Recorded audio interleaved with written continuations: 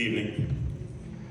My name is Dr. Tim Peck. I'm an emergency physician here in Southern Indiana, your neighbor. And I've been invited here tonight to speak on behalf of a colleague, Alex Pretti, a VA nurse who took care of veterans, but will never have that privilege again.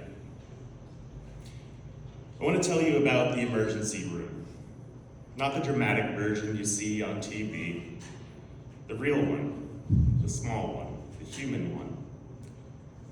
This weekend, I had a 5-year-old come in screaming, my ear, so loudly that patients in the other room were poking their head out to see what was going on, what was happening, and he was inconsolable. There were tears everywhere, and I tell him I need to look inside of his ear, and he climbs up on the bed, and he sits bolt upright, hugs himself across his chest, squeezes both of his eyes completely shut, clenches his jaw, purses his lips, and then says, "I'm ready." And the whole room smiled. Because we've all seen that face before, that little moment of bravery, that shared moment between a scared kid, a relieved parent, a nurse by his side, and a doctor with a flashlight. A young couple in their 20s comes in. She's not feeling well. We run some tests. I walk back in the room and say, "You're pregnant."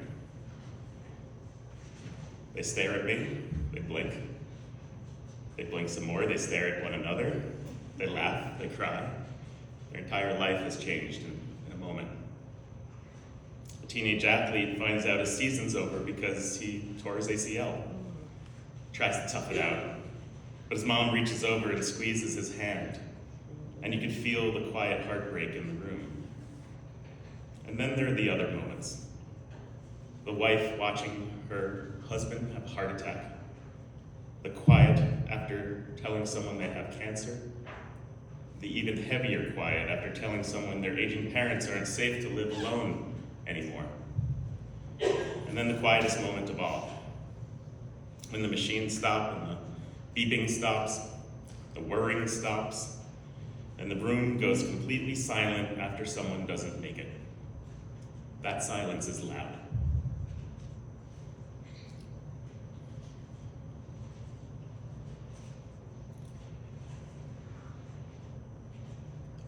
In the emergency room, you see the full spectrum of what it means to be human. You see love, you see fear, you see relief, you see grief.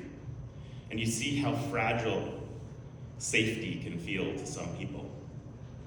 And I'm here tonight on behalf of Alex, but reflecting on Alex reminded me of all these people. Because what I see in the ER is this: no one comes in as an issue. They come in as a person who wants to feel safe, a person who wants to feel seen, a person who just wants to get home to the people they love. In the ER, we don't ask you where you're from. We don't ask what your status is. We ask, how can I help? Because pain is pain, and fear is fear, and love is love, and dignity should be dignity for everyone. And that's why a vigil like this matters.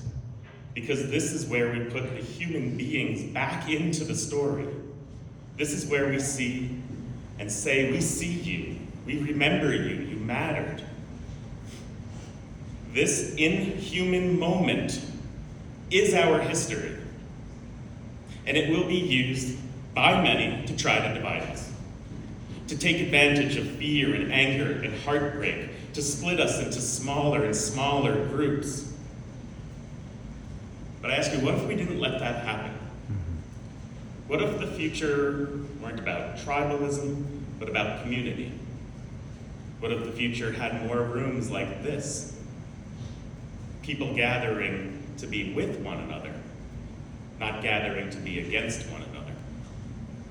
What if Alex's death became a rallying cry for unity, for authenticity, for truthfulness, for humility, for fellowship, for love? Alex's death showed us that what's happening in America is not working. We need a new way forward.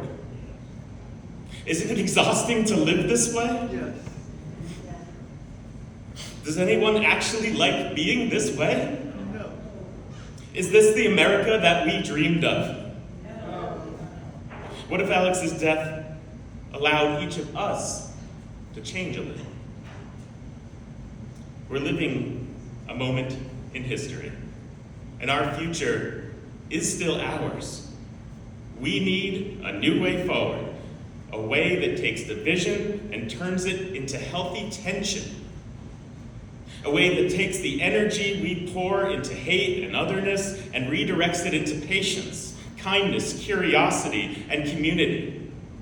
And if our leaders aren't willing to do that, then let's do that ourselves.